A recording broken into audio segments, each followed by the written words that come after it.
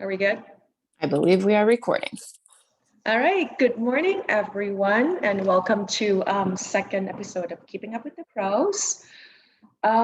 Before we get started, audience, if you would please, if you don't mind, could you please show us your wonderful faces and then just keep yourself mute if you can, so that our speakers can see you and we all can see each other.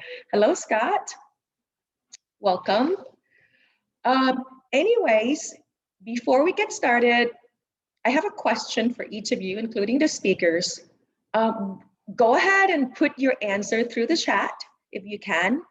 When you were little, what did you want to be when you grew up? What did you want to be? What did you want to do for a living when you grew up? You could just type in the chat. That would be wonderful. And I'll put my answer there too, and it will be ridiculous, but that's okay.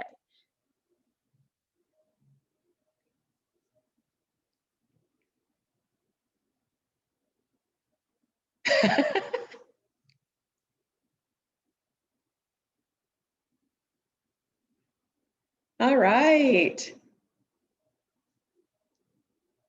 Oh my gosh. Okay. Well, Scott, I think you won. You'd be a stunt man. So, well, thank you for sharing with us. You know, I remember when I was in kindergarten, my grandma was asking me what I wanted to be when I grew up, and I told her I wanted to be a singer. She wanted me to be a doctor, and I told her, I said, no, I don't want to be a doctor. I want to be a singer. And I'm so glad that I didn't become a singer, because nobody would buy my music because I can't sing. So anyways, how ridiculous that is. But anyways, without further ado, I would love to introduce our wonderful guests today. I have three lovely women here with us. I'm going to start with Tracy, so I can see her right below me, Tracy Pasanka. Tracy is joining us from the Windy City. She is an associate at an architect firm called Eckenhoff Saunders in Chicago. And besides being a wonderful architect, Tracy's also my concert buddy. We've traveled the world and many places to concerts together. So I really miss those days. And that's, of course, before the pandemic, right? So that's how we get our singing in, right, Patty? Exactly. Can't wait to resume, our concert routines again. And my second guest here is Miss Tracy Lamb. Tracy is the Executive Director for News, Domestic Violence and Sexual Abuse Services. She's joining us all the way from Napa Valley, California. So it's only 7 o'clock for Tracy Lamb. So thanks for being with us, Tracy. And besides being an award-winning social worker, she's also my sister-in-law. And I think that's why she's doing this. And I appreciate you being here. I love you, Sasha. Love you too, Tracy. Thanks for putting up with me. And my last but not least guest here is Miss Holly Pontius Stout. Holly is a very own construction trades instructor. So she is one of our non-traditional, teacher at the center here. Holly's also my very best sidekicks at the center, so I really appreciate you.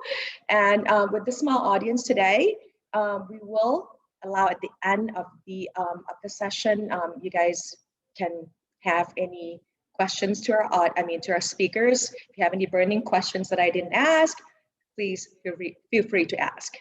Okay. Well, let's get started. Oh, also, I don't want to forget this. For those of you who are joining us today, please sign in. The audience, please sign in. I have the sign in link through the chat, and especially if you need the career sketch hour, make sure that you put your pick number on there too. All right, so let's get started. I'm going to ask several questions, but the questions will be the same for each of our speaker, and I would love for you to take turns, so don't fight, okay? I'll make sure that you each get to answer the questions. So let's start with this. All right, so where did you go to school? If that's okay with you, I'm going to start with Tracy P. And then we'll go with Tracy, Allen, and Holly, just like how I introduce each of you, okay? So Tracy, go ahead. Where did you go to school, and where you come from, actually? Are you a Chicago native? I'm not a Chicago native. I grew up in Buffalo, New York. So I did my undergraduate studies at the State University of New York at Buffalo. And then I came to the state of Illinois and went to University of Illinois in Urbana-Champaign for my master's degree in architecture. Thank you, Tracy. And I noticed that you did say that when you were a little girl, you wanted to be an architect, and then you are today. So you never changed your goal. That's awesome. That's pretty awesome. That's rare, I would say. Cool. It is pretty rare. Yeah, absolutely.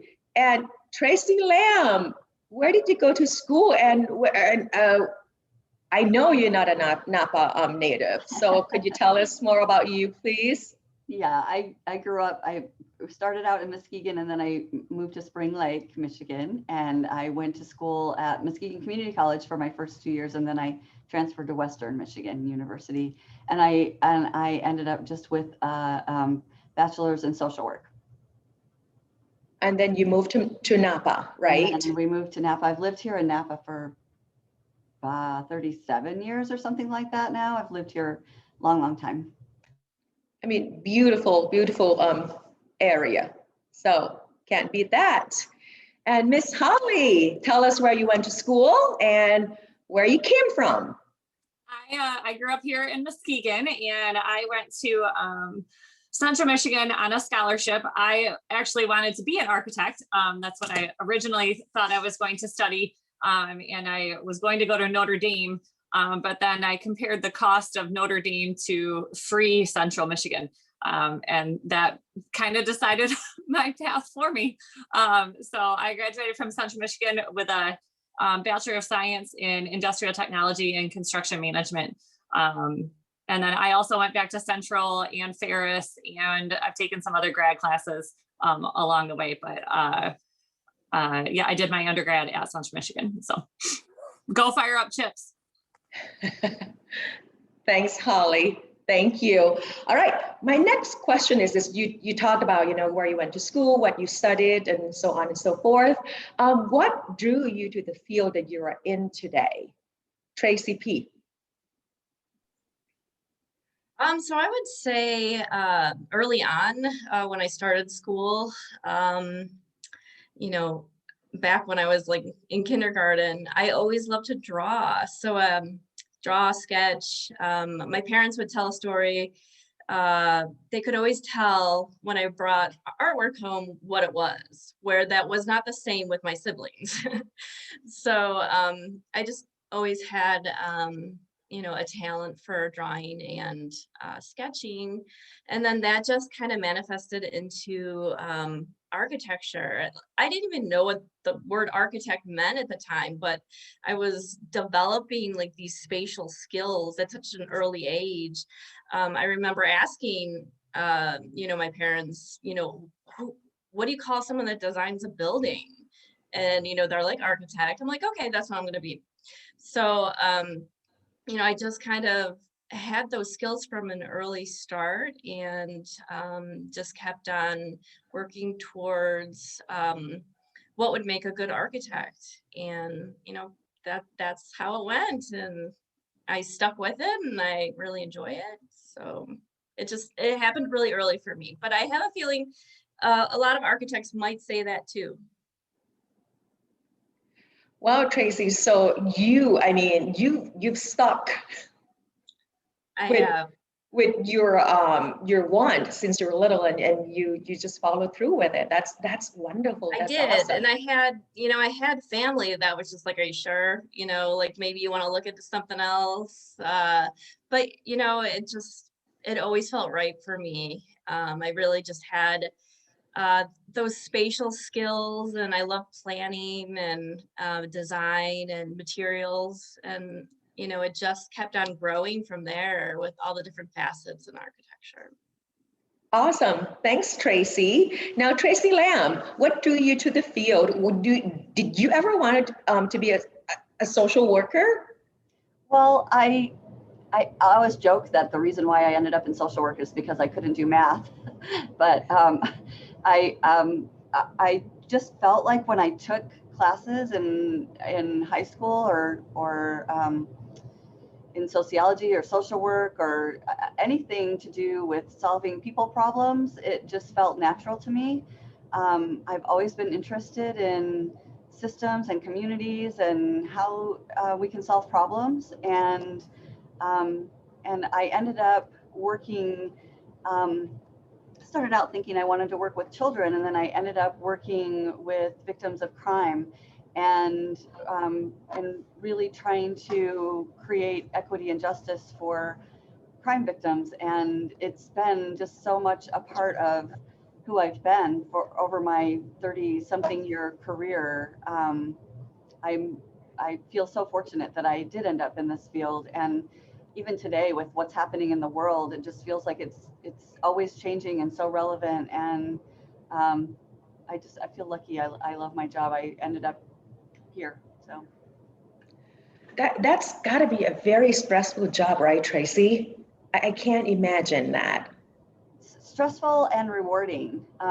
I've worked my way all the way up from, I think you're going to talk about this later, but No, you can keep going. That's fine. Started as a volunteer, and then now I end up as the executive director of this organization. So I've kind of had all levels of doing this kind of work in one way or another. And I'm just so lucky that I ended up having all these experiences. And yeah, right now is it's a stressful job, but it's a rewarding job. And it's a stressful time because social justice and criminal justice and victim services are all intertwined. So yeah. Absolutely. Thank you so much for the information. Holly, what drew you to the field? Did you always want to be a teacher? I mean, you did say that you wanted to be an architect, but then you switched. But was teacher one of your things? Interestingly, that was probably like the one thing I would have said I would never be in my life as a teacher. All of my siblings are teachers, and Central Michigan, of course, is a big teaching college. So a lot of my friends and roommates were studying to be teachers. And not that there's anything against it, but since my older sister wanted to be a teacher and all my siblings did, I wanted to do something different. I really kind of to echo what Tracy was saying, I just had an interest in creating and building from when I was pretty young. Like I don't think it's probably normal, but when I was probably 8 or 9, my favorite show was This Old House. Like I just loved to turn on PBS and watch This Old House. And I really wanted to work in like old building restoration. And so when I ended up at Central, I dabbled a little bit in interior design, but it wasn't quite enough hands-on for me. So I ended up, I actually minored in art, but I majored in construction management and just did the hands-on skills. When I was 19 or 20, I got my builder's license. In my family, my dad's not a builder, but he is a maintenance person. He fixes things. And my mom took a lot of engineering classes. She used to design kitchens. So some of that is in my family. I think just being able to work on stuff and fix stuff. And growing up in a small town the way we did, we had to do all of that stuff ourselves. So it's a lot of DIY way before it was cool to DIY things. And just doing that stuff. In college, I was kind of at a disadvantage. A lot of my classmates had been building with their families for years. And I didn't really have a lot of that big hands-on experience. So I had to catch up fast, but I really enjoyed doing that. And being able to create, and then also the management end. So that's what I studied in college. And that was my first job out of college. I was a residential construction manager, and I worked my way up from a baby field manager and customer service person to a site superintendent and a project manager. And then the housing market collapsed. So many of us lost our jobs with the collapse of the housing market. And I had to kind of regroup and figure out what I wanted to do next. I had some job offers out of state, but I was reaching a point that I wanted to be closer to home. And so I went back and studied and got my teaching certificate thinking that I would teach for a few years as a stopgap until the market returned or until I figured out what I wanted to do next. And here I am. Then you 13 fall in love with teaching, right? I love getting to work with the students. We're really lucky here. Our program at the Tech Center, we do get to build a house from start to finish every year. So having that hands-on experience and just helping our students kind of find their path in education today. It's kind of tough because there's a lot of focus on pushing kids into college and choosing, their career right from graduation. And not to knock that, but college isn't for everybody. I mean, I have some master's classes, so I get it. All of my siblings have master's degrees, so I'm not anti-university by any means, but it's not necessarily the right path for everyone. And there are lots of ways to be smart and successful. And I love having the opportunity to help students see that. Kids that traditionally have not loved school and have not loved their experience in education come here, and suddenly things start to make sense to them. That starts to put together, oh, hey, this is why we learn this in math, and this is why I need to know how to do this and that. And they start to put those pieces together. And while they're physically building something that's going to last forever, so they can come down this road in our neighborhood for the rest of their lives and say, hey, I helped build that. And helping them find that way to be successful outside of what they are traditionally pushed towards in an academic setting is just, it's so powerful. It's really cool to help these kids find their career path in that way. So, success looks like a lot of different things. And I have a lot of students that are out there earning more money than me and doing a lot of really cool things in the construction industry. And that just makes me really happy. And it's much more rewarding than I was anticipating. So, I never did return to construction management. And us instructors here, especially right now, because things are busy, we get a lot of offers. They want us to come back to the field. But I just can't imagine right now leaving this and helping the kids have that opportunity to do that. It's definitely not as financially lucrative as management was, but as far as in terms of just feeling like I'm doing something to contribute positively to our world, you can't beat it, really. Absolutely. I feel you, Holly. Thank you so much for sharing that information. And whenever I go to the construction site where Holly works with the students, I usually have to look up because most likely she should be on the roof or she's on ladders doing something. It's very interesting. And I always admire, her for doing that, because I can't even climb ladders. I'd be afraid that I'm going to fall over and hurt myself. So we appreciate you being up there. Anyways, this next question is kind of backward, but I'm going to ask anyways. I'm going to start again with Tracy Pasanka, and then I will offer all of the audience to answer these questions too, because it's so interesting to me to know. Well, I want to know, what was your first job, Tracy? So I guess my first job, I started babysitting when I was 12. So definitely, earned some money babysitting some neighborhood kids. But my first official job was actually working in an ice cream shop where, we made like ice cream cakes and I would draw on the cakes. So I would bring those skills to my first job. I think that, being in like a service industry is always a good thing to just hone your skills on meeting different people and, how you communicate with people. And it starts to develop, those skills of responsibility and being reliable. And you find that those skills are helping you today, right? The skills that you've learned from your very first jobs have come handy. Yeah, definitely. I mean, you just get it. I'm still in a service-driven industry, so you're constantly trying to please someone, correct? So those skills absolutely do transfer. Absolutely. Thank you, Tracy. Tracy Lamb, what was your first job? I hadn't really thought about how the skills of the burger chef transfer to how I am today. But now that I'm thinking about it after listening to Tracy, the other Tracy, I'm thinking, it's really true. Yeah, I wore that rayon outfit in orange and brown at the Burger Chef that was in Grand Haven. Oh my gosh. And this hat oh my God, it was so ugly. It was terrible. You had to wear a hat too? Oh, it was ridiculous. Oh my gosh. Yeah. But when I think about it, when you work there, the lunch rush, people would come in and you would have to like multitask and do a bunch of things really, really fast all at the same time. And actually being the executive director of a nonprofit organization, it's kind of the same. You are dealing with a lot of different things coming at you in all different directions. And you just got to get through it and keep on going. So I would say, yeah, that Burger Chef job probably really paid off.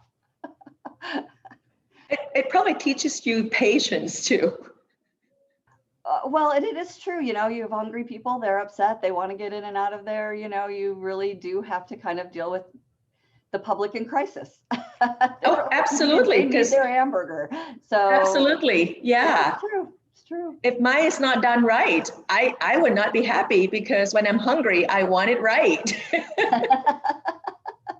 That's right. I said extra pickles, lady. Absolutely. Yes. Holly, what was your first job?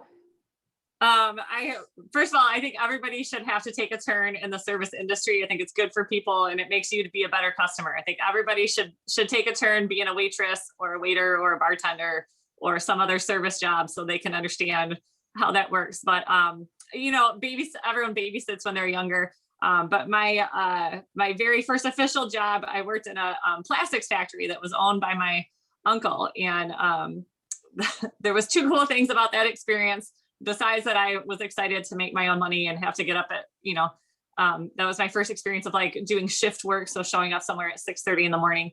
But two things. One, I learned right away that I could not stand in one spot all day. That was not the career for me. And two, my uncle actually, he built the plastics factory himself, and he designed all of the hydraulics and the systems that he used in the factory. And he was a good example. He's French Canadian. He came here when he was 13. He didn't speak any English.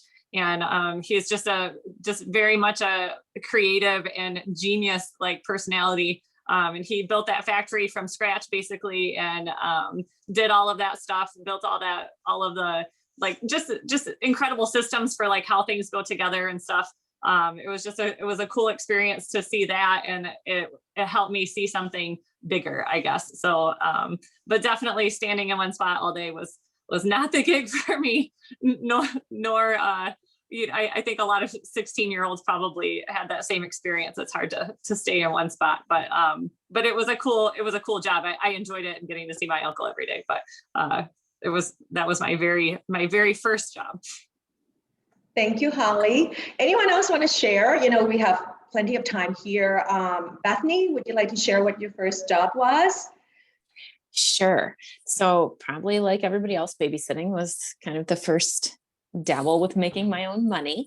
But I worked as a receptionist at my mom's hair and tanning salon for some time when I was like in middle school and early high school. So I also got those customer service skills with dealing with people who were coming in ready to get their hair done or wanting a certain tanning bed because they aren't the same, So I got to deal with those kinds of things, and that has helped to transfer quite nicely actually to dealing with trying to get people what they want and not always being able to do that in my job now. Thanks, Bethany. Amarat, would you like to share? Sure. I feel like I had a lot of jobs early on, worked young. My dad owned a business and still does.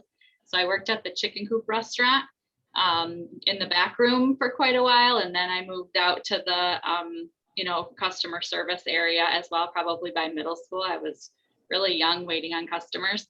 And I picked asparagus for a while, hated that. That hurts your back a lot.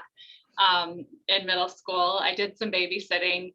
I worked in a factory So I feel like I did a lot of things that I knew I would never really want to do again. So I guess that was helpful. So I didn't do a lot. I mean, I guess customer service with my dad's business, but I didn't have until I guess I coached at one point. Well, for a lot of years, I coached and volleyball for young kids. And I think that probably was the best in terms of like transferring to what I do now or transferring to teaching, obviously. But a lot of the things were more manual.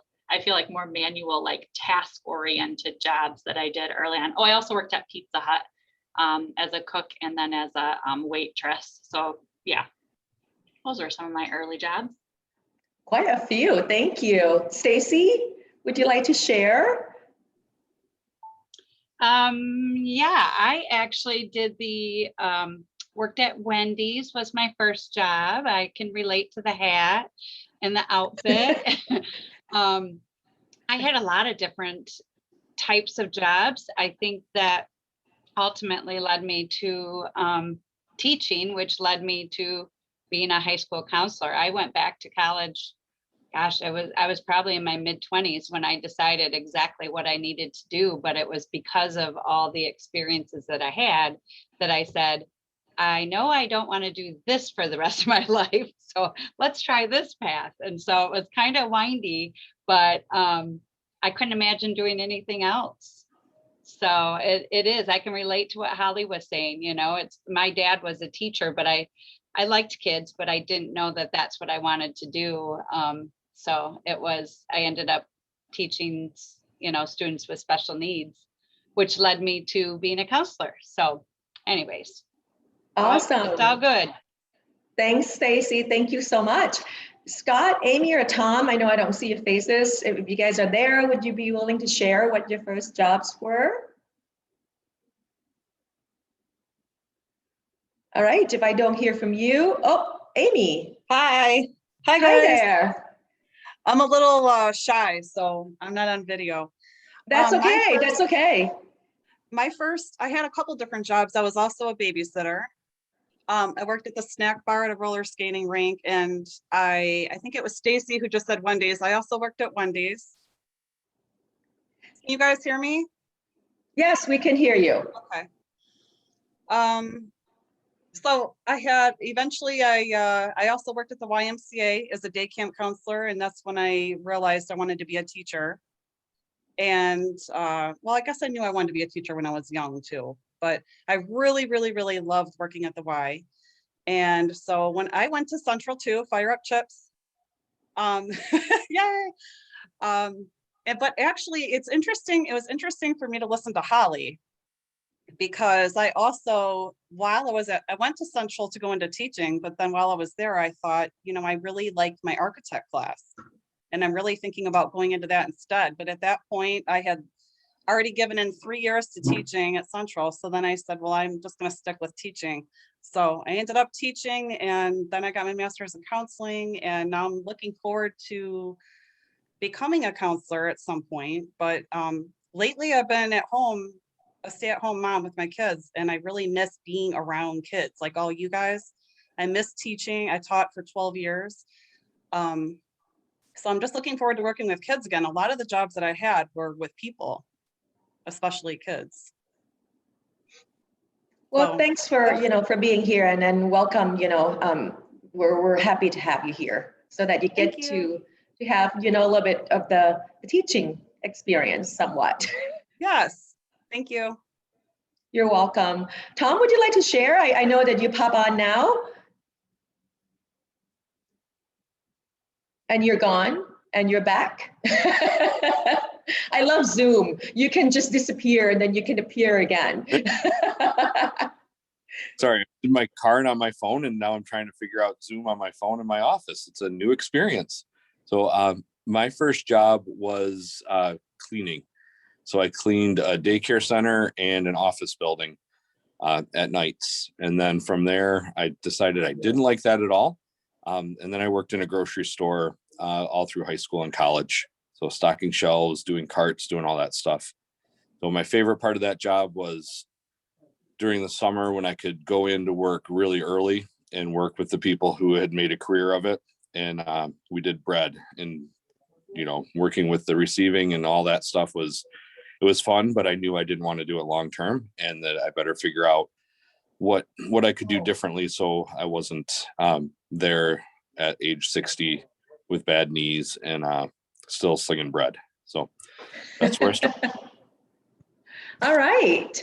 Well, thank you for sharing, guys. I'm not sure if Scott is still with us. If I don't hear from him, I'm just going to keep going since our speakers are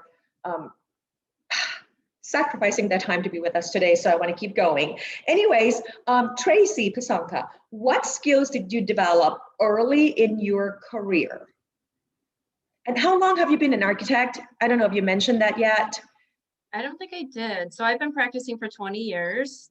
So just trying to think back to early when I started. I would say, I think the first thing is just learning time management, because architecture can completely get away from you, especially like the design process. That could just suck a lot of your time up. So just really learning how to hone in those time management skills and organizational skills as well early on was important.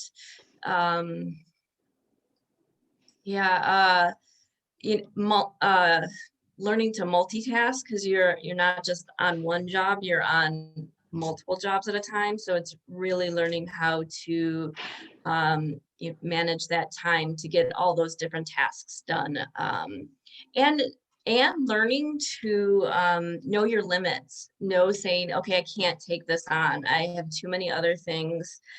I just can't manage this right now. Knowing your limits on when you've taken on too much, I think that's important to learn early on as well. Was it hard to say no sometimes? Like when you're talking about, learning to know your limit. So which means you have to say no, right? Yeah, I would definitely say early on that was hard to know what your limit was. So I mean, just learning that in general. But yeah, it was definitely hard to say no. But in hindsight, in teaching, the new generation, I always say that. I'm like, let us know what your limits are. We don't want to bog you down. We don't want to overwhelm you. We want these tasks to get done, but we want them to get done with quality and care. So I now bring those skills to the next generation that maybe weren't brought to me in that way. But just thinking back on how my progress went in the career, I'm able to adapt that to the next generation and teaching the next generation. So thank you, Tracy, for sharing that with us. So now, Tracy Lamb, what skills did you develop early in your career? The skills are so completely different. I think one of the first things was really trying to understand trauma and how that affects someone's life. I had to really kind of understand the criminal justice system and what it's like to be a survivor, having to tell your story to someone that's so personal, and when you're in that trauma.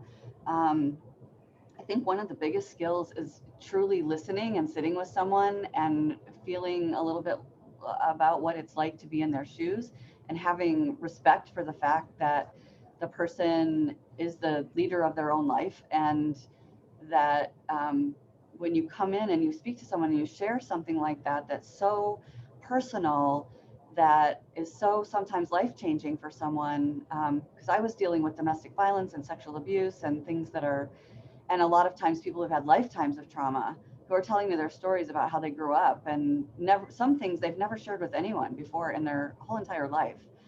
So the fact that someone was entrusting me with being able to share that, I think the biggest skill is just to really be able to listen and have empathy, and then have solutions, have options, and then be willing to walk through that with someone. So I think at first, I thought I was supposed to have the answers, and here's what we're going to do, and I was going to tell them what they needed to do with their lives, and you should go here and you should do this. And then I realized that was not the way. The best way is to really let people lead for themselves, and to to know what the resources are and really understand that, but really listen to what is in their best interest. So I'd say those skills, being human, is almost like the number one skill. I always want to ask you this too, Tracy. How do you not bring those traumatic stories back home with you? How do you shut that off when you come home? Just curious. Yeah, well, I mean, I started doing this when I had little kids. So you jump from this to going home and helping with homework and taking kids to soccer and, hanging out with the moms on the field and stuff. You kind of have to just switch gears. I guess you get a little bit good at decompartmentalizing or whatever you call that. But also it's just self-care, if you have to kind of rejuvenate to get ready for the next day. And if you are processing and, you'll burn out fast. So I think it's just realizing that you want to enjoy your life and that then you can give more when you come back. Thanks, Tracy. And I bet, counselors that are on the audience today probably can understand and empathize with that, right? Holly, what skills did you develop early in your career? Well, so far, I just want to say I'm learning a lot so far because I'm still working on setting limits and boundaries for myself and saying no. So not good at that still. And 2 careers in. And also that self-care and shutting things off. That's also, I'm not great at that either. So thanks, ladies, for that. I'm learning here too. So skills that I do have, problem solving, basically in construction, whether you're a construction manager or you're like I manage a job site now, and the students, things never go as planned. So being able to problem solve and having the flexibility to adapt your plan and what you had going on based on the circumstances. In construction, there's weather and there's different things there that change things. Your contractors don't show up, this one does that, someone's in a fist fight, whatever it is. you have to be able to adapt and think on your feet and problem solve. So that's been huge in my career and good for me to bring here into teaching as well. And then also just being able to adapt, not in like a psychotic way, but in a being able to adapt your personality. You're going to work with a wide variety of people. So between customers and contractors and inspectors and your own bosses as a construction manager, you're dealing with a variety of people, and you don't necessarily communicate in the same way with each of those people. And you have to be able to kind of shift pretty quickly and fluidly. So my conversation with for instance, a brick mason on site who's not following safety protocol is going to sound a lot different than the conversation I'm going to have with a homeowner who's coming in for a pre-drywall orientation. And just being able to change gears there and being able to adapt between those different things is huge. And that still applies, now as a teacher, helping students understand that those are going to be fluid. So you're going to, you have to adjust to the situation and to the different people around you. And just all of that problem solving that goes in there. Maybe we don't have the materials, maybe the weather isn't what we wanted to have. Maybe our plan for the day is not going as we expected it to. And just having the adaptability and the resilience to not get frustrated with that and to expect things to be different. I always laugh because my mom will hire somebody to, or people will come to me and say, oh, I called this contractor and they didn't show up or this didn't happen. And I'm just so frustrated. And I'm like, okay, well, that's, if everyone showed up when they were supposed to, I wouldn't have had a career. So you have to, it's just part of the situation. And I know I always laugh our advisory committee meetings that we have here. Our principal comes for our board meetings and, in his world, when a meeting starts at 10:45, like everyone should be there and things start at 10:45. Well, in the construction world, people start filtering in at 10:45, 11 o'clock. Now we're chatting about this, we're getting our sandwich, we're doing whatever. And we're talking about my board members. So these are industry professionals coming in. So it's just a little bit different world, and being able to adjust to that and set your expectations for that's been a huge skill in my career. So thanks, Holly. Now that you guys are talking about, the skills that you develop early in your career, you're talking about several skills, that you need for the job to be successful. Now, Tracy, what skill or skills do you find most vital or critical to your job?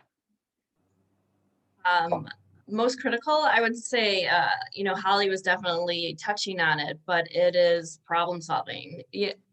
I'm an architect, but I call myself a problem solver. I feel like in every aspect of architecture, whether it's working with people or it's trying to figure out a design solution or trying to navigate, the building codes, everything is trying to find a solution and being flexible and open to that.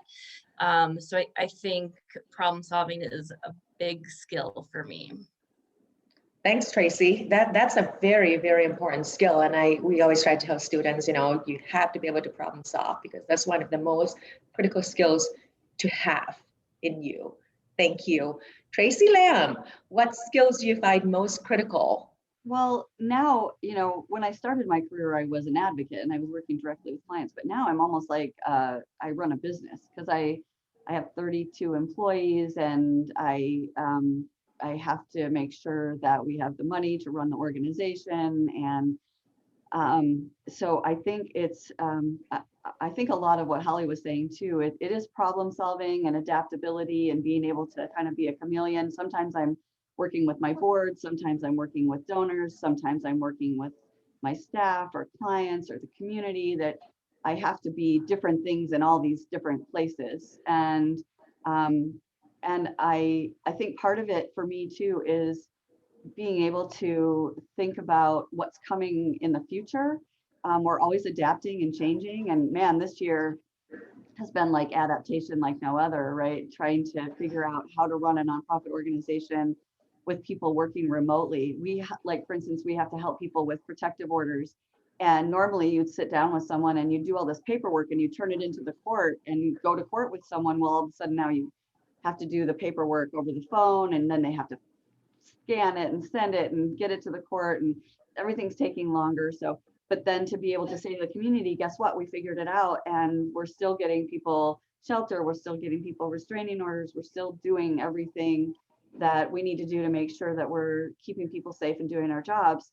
So I think it's adaptability, kind of foreseeing the future, really strengthening my team. I think I can't do this at all without having a really strong team. And so I think it's the constant nurturing of them to make sure that they're getting what they need so that they feel like they're able to do their jobs. So it's a lot of different skills and a lot of different things. I think people think I'm a social worker and I work with clients and that must be hard, but really I'm running a business. So it's a whole different kind of thing. Thanks, Tracy. Holly, what skills do you find most critical or vital to the job that you have now?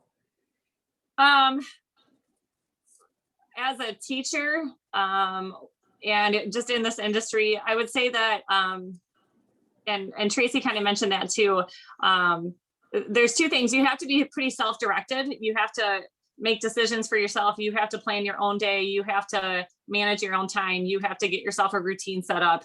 And the other thing is that so much of that is yourself, but also you have to have a good team. None of us do this on our jobs on our own, really. And I can name a handful of mentors and people that have helped me over the years.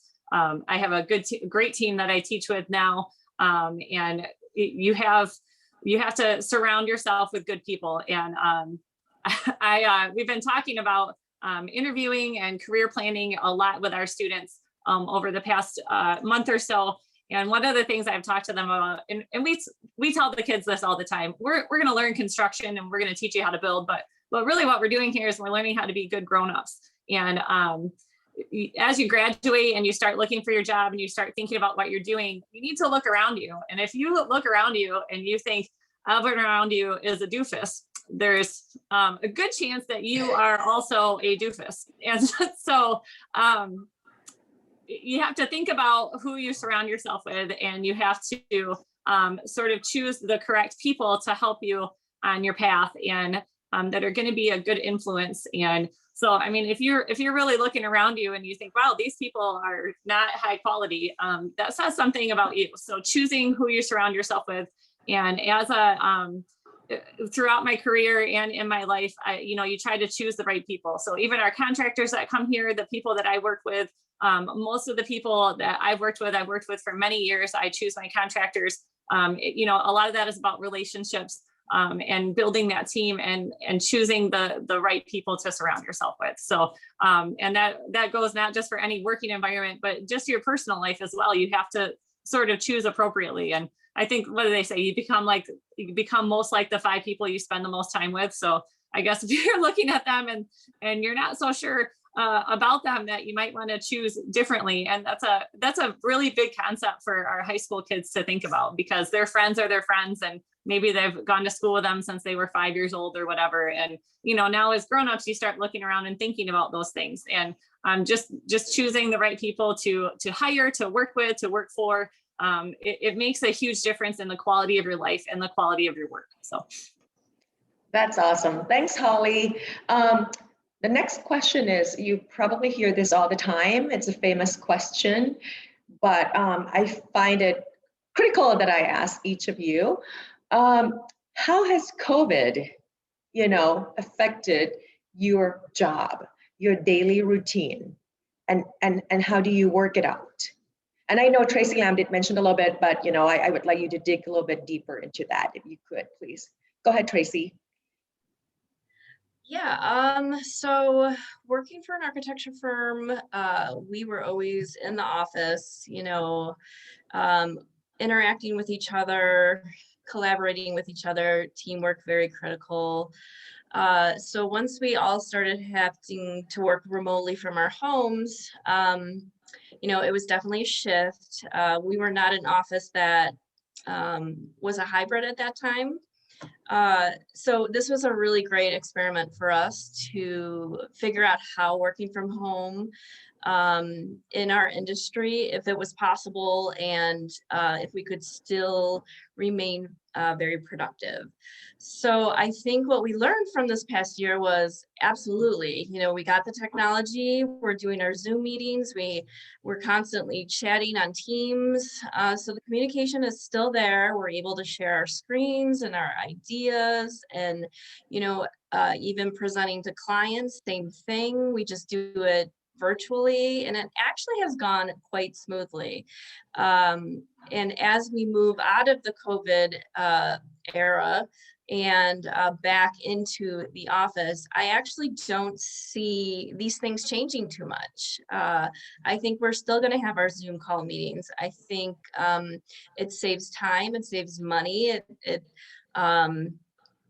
helps the environment because you're not driving to client meetings and that kind of thing. We still obviously will need to go on site to verify, construction work and that kind of thing. But I think we are really learning to streamline our business, which I think, this was definitely a positive of COVID for our industry. Well, thank you. And then I have to agree with you, because usually we would do in-person PD, right? And we would normally have people from our local, industry coming to speak to our audience, or I would take the audience to local, business sites. But this way it has allowed us to bring somebody like, both Tracy and Tracy out here from California, from Chicago, which we don't normally get. So, it has been, it has given us, making us think outside of the box. Yeah. So Tracy, how has COVID affected your life and your work life? Well, we immediately in last March, had to have all of our employees have all the technology they needed to be able to take their work home. So we were buying laptops and making sure people had Wi-Fi and, you know, all of the things they needed so they could be in their homes. And the other challenging part was that a lot of the employees that work in my organization also have kids who were suddenly needing to be homeschooled. And so they were so challenged. And we started out really taking it sort of easy. We had exercise class on Zoom as a team, or we'd share recipes, and we laugh about that now because once we started getting the groove and getting busy and doing the work, we were so busy doing the work. There's no time to share a recipe now, but we really, it was about taking whatever your job description was and just adapting it as much as possible so that you could reach the clients that need help. And we have a 4-bedroom shelter, and there was the staff was afraid to be in that environment, in that closed-in environment, and we didn't feel like it was, you know, following good safety measures. So we moved all of our clients who normally would be coming into a shelter were going into hotels. And then we had to figure out how to make sure that they had meals and support. So we were also getting technology to our clients so that we could make sure that we weren't leaving them isolated, you know, and alone and afraid in a situation where they just left a domestic violence situation. We started being able to Zoom with the courts. And like Tracy P said, you know, I think a lot of these things that we adapted will continue. I think there's one thing though that's really important and that I think we've lost, and it's the culture that we have in our organization and the ability to be a team where you just walk in someone's office and say, oh my gosh, I'm dealing with this really difficult thing. And this other person there will say, oh, I've done that, or I can help you with that. And we have teams, but we're not using it like we would if we were just walking into someone's office. And I think then there's something lost in the way we communicate with each other and how we care for one another. And so I am really looking forward to starting to bring everyone back. We're doing that now, just a little bit gradually. But we've had a very special culture here, a safe space, a really caring, loving staff with each other. And I'm looking forward to having that come back again. And we haven't had clients coming in face to face, but we will be soon. And I miss the sound of kids in the hallway, or, you know, knowing that someone's in there getting what they need face to face. So a little bit at a time, we're bringing it back. Hopefully by June or July, we'll have everyone pretty much back again. And we're all vaccinated. So that's everyone except maybe 1 or 2. That's awesome. Yeah, we're all vaccinated. So that's great. That's so good to hear. Thanks, Tracy. And Holly. Well, there's definitely been a few positives that have come out of the situation. I think Tracy kind of touched on that earlier. You talked about streamlining, and it definitely teaching the way we have been, it cuts out some of the fluff. Just by nature of, we have less time with the students, and we've had to really kind of distill what it is that was essential to teach and to use their time for. The kids are just not as engaged virtually. We think of this generation, it's confusing, I think, for us that didn't grow up with that, because they're never not on their phones. And yet they still don't engage well virtually. So it's an interesting dynamic. And I think that has been difficult. And then of course, the hands-on aspect of what we do here at the Tech Center. There's not a substitution for getting out there and swinging a hammer and climbing the scaffolding and being on the roof and doing those. There's just not a good substitution for that. So that has been challenging and difficult. You know, we appreciate the technology too. I think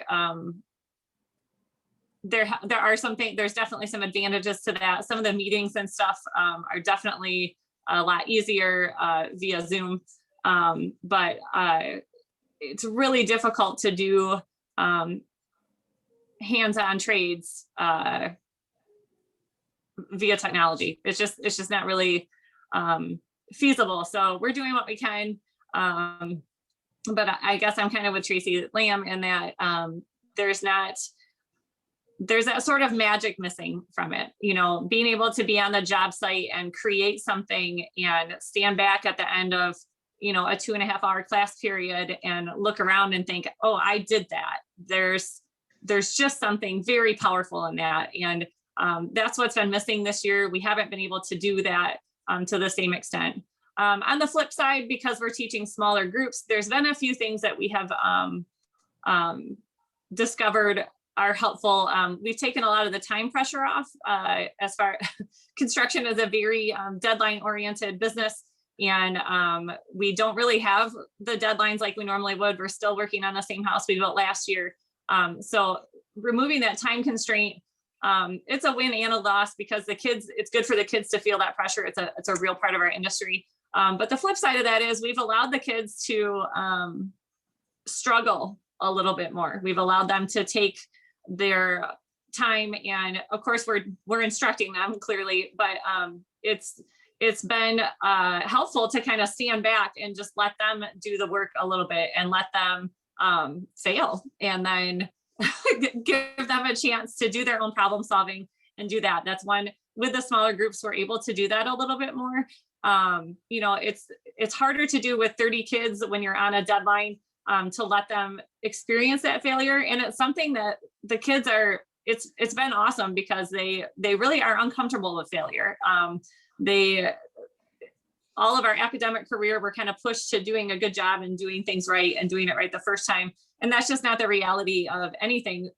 The reality is we're going to fail at things, and almost everything that I know that comes from good instruction is because I've screwed it up. So it's good for them to take that opportunity to do that. So that's one good thing in the teaching that we've been able to do. But overall, for me personally and professionally, it's been a really difficult year to not have those contacts, to not see. It's those little moments. I'm sure that you guys, you know, working with your team, both of you guys in your office, you know, like you guys both mentioned, being able to bounce an idea off of somebody right in the moment, right when you're thinking about it, instead of later holding that later in a Zoom. Or you mentioned seeing kids in the hall and having just those little interactions with people. And so both in my professional life and my personal life, it's been hard to have that distance. It's been, I think it's been extremely difficult. So for me, I have a new baby at home. She's going to be 1 on Sunday. She hasn't met most of my friends and family still. You know, not being able to work with a student shoulder to shoulder like we normally do. A lot of the things have been very difficult. But, you know, I guess looking on the bright side of that is we are resilient and we are creative, and we've proven that we're very good at problem solving because we've managed to work through all of those things, and we're going to be okay. So we're looking forward to you know, we're vaccinated over here too, and just looking forward to the day that we can get back to doing those things. But also taking some of those things that we've learned this year and applying them going forward. So. Thanks, Holly. Thank you so much. And I want to be mindful of my speaker's time. If you don't mind, you know, I'm just going to ask the audience if you have any questions for our speakers today at all. Feel free to unmute yourself and then ask the questions. Okay, going once, twice, and if you don't, I do have one last question, and then we can make it fast. If you could tell our audience today to go back and let the students know, what do you find most critical for your job, in a job, soft skills or technical skills? Tracy, go ahead. I think we've kind of touched on it already, but it's the teamwork aspect. It's building your team. So I just think that's really critical when you're hiring, finding the right fit, finding the right people that are motivated and are self-starters, because it really is such a team effort in what we do. And I'm sure in all these different careers we're talking about, it's such a team effort. You can't do it all by yourself. So you really do need to rely on your team. So soft skills for you, right? Mm-hmm. I mean, there are definitely technical skills too. Right. But I think overall, like the soft skills are what will lead you to a great end product. You can always Absolutely. teach the technical skills. Absolutely. Thank you, Tracy. Tracy Lamb? I agree. I think having employees who are eager to want to continue to learn and grow and get better at what they do and have a heart for what they do is probably one of the things that I look for in employees. And the ones that seem successful are the ones that are, always trying to improve on their skills, on what they know about learning the resources, just people who are learners and have the energy to want to learn and grow, I think. Thank you, Tracy. Holly? Soft skills all the way. I mean, it's something we talk about all the time, and I have it posted in my classroom that, to be successful in this class and really in life, you need to show up, you need to work hard, and you need to have a good attitude. And we can teach you anything else you need to learn about your trade or your craft or your skill or your job. But you have to have those three things. So for us, it's soft skills. Thanks, Holly. And thank you, guests. Thank you, Tracy Pasanka. Thank you, Tracy Lamb. And thank you, Holly Pontius Stout, for being with us today. I really appreciate your time. This is so valuable. And like I said, it's going to be made a YouTube video. And if you like, I can send you the links to the YouTube video so that other educators and instructors can view it later on. Also, just a reminder, we are having a third episode of Keeping Up with the Pros, and this one is going to be an international version, and that's going to be at 10 a.m. on May the 13th. And our guests are welcome to join us too, if you like. So I can't tell you who the guests are, but it will be very exciting. So thank you, everyone. Have a wonderful day, and happy Earth Day. Stay safe. Take care. Thanks, Pat. It was good to see your face. It's good to see all of you. I miss you guys. I really do. I miss you. Pardon me? This was fun. It was nice